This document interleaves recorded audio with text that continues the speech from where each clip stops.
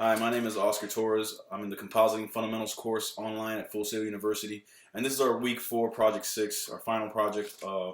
Basically, we had to make a little podcast highlighting what we learned in the course, what information we took away from it, what questions have been answered to us, what have our eyes been open to throughout this course, and then also to show you a little work that I put together using the program and all the things that I learned in this class. I guess first and foremost, it will be important to understand what a compositor is and what compositing is, as that's the backbone of this class. Compositing is basically the seamless integration of two or more elements together into one solid piece, one believable scene.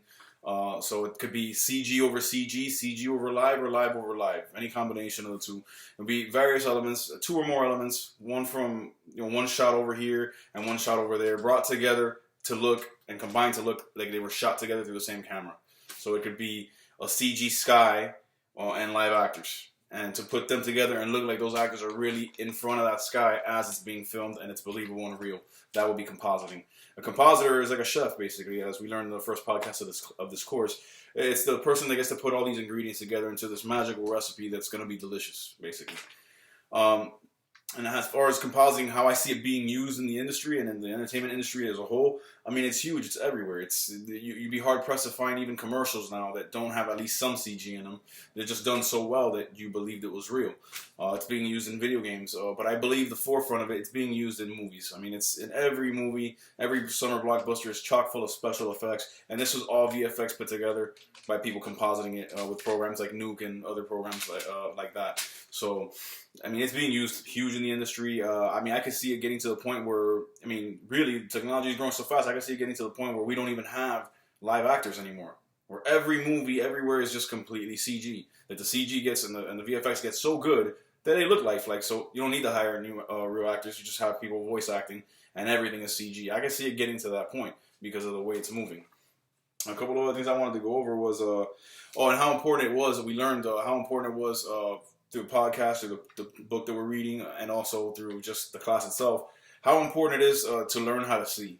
And what I mean by that is that you have to be able to look at an image and be able to recreate things that would happen, even anomalies that would happen with a camera lens. You get a little bit of lens flare, lens distortion.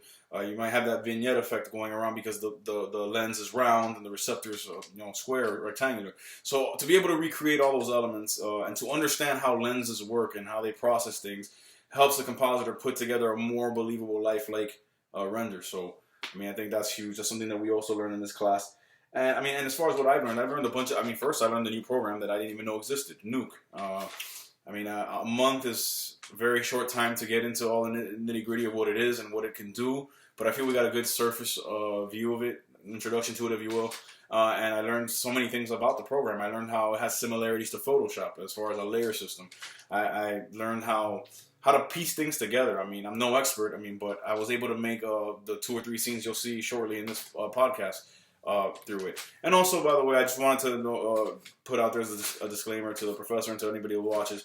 Unfortunately, I ran into some really big issues doing this project, so I don't have nearly what I wanted to have and what I've been working on this last 2 or 3 weeks. And I'm also in the middle of a huge move, so we're here in our new place and stuff is going in and out. So that and time restraints being what they were, I did my very best. And when I went to go piece it together, a big chunk of it that I wanted to be in there, that I CG'd myself in over a news background, like if I was a reporter, couldn't be put in because there's no audio. So I'm going to include in this podcast a few video clips, the intro, middle, and out of me in my weatherman or reporter outfit, giving the story of what the video is going to be about. But you're not going to see the news background. I wasn't able to CG it because I could get no audio to work in Nuke. Tried to troubleshoot it and couldn't figure it out. But you'll at least see the videos. You see that I did go through the effort of recording them, and I really had this plan together to come together good. It just didn't. So that being said, I hope you enjoy these clips, and I'll be speaking throughout them, just giving you my my thought process of what I did, how I made them work, and all that. Thank you for your time. Have a nice night. Good evening, ladies and gentlemen. My name is Oscar Torres, reporting live for Channel 13 News with a special news bulletin. A late-breaking story happening seemingly across the nation is happening right before our very eyes as we speak. And ladies and gentlemen, believe me when I tell you it is a story that is both monumental and epic in proportion. Something unprecedented is happening across the country right now as we speak. We have 3 confirmed sightings, and we have video evidence to go with that you'll see momentarily. But what's happening is dinosaurs. That's right, if you can believe it, dinosaurs, animals that were thought to have been extinct millions and millions of years ago, have been spotted in 3 different locations across the United States, with many more confirmed sightings awaiting more video evidence. What you're about to see is shocking, but it is reality. Have a look. Okay, for all 3 scenes that you're looking at now, I used rotoscoping to cut out my character from footage I screen captured from YouTube. Used rotoscoping to cut out the characters, create a matte, and then applied it with a merge over the background. In the T-Rex case, live background that I shot walking backwards with a handheld camera.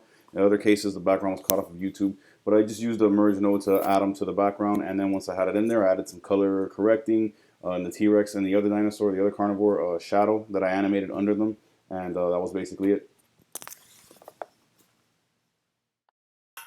Boy, that is some amazing footage. We saw what seemed to be a Tyrannosaurus Rex stomping down a warehouse district, as well as another carnivorous dinosaur standing in front of what seemed to be a burning house.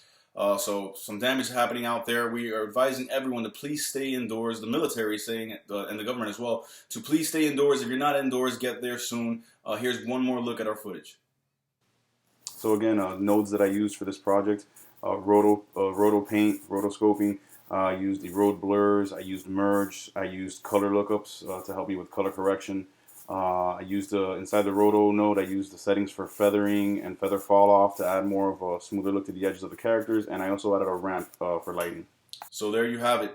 As we said before, ladies and gentlemen, this is a breaking story. We're getting information about it every second on the hour as we speak. When there are new developments to share, we will be back on the air. But please, for now, stay indoors. God help us all. And as one very famous paleontologist said once upon a time, dinosaurs and man being thrown back into the mix together, how can we possibly know what to expect?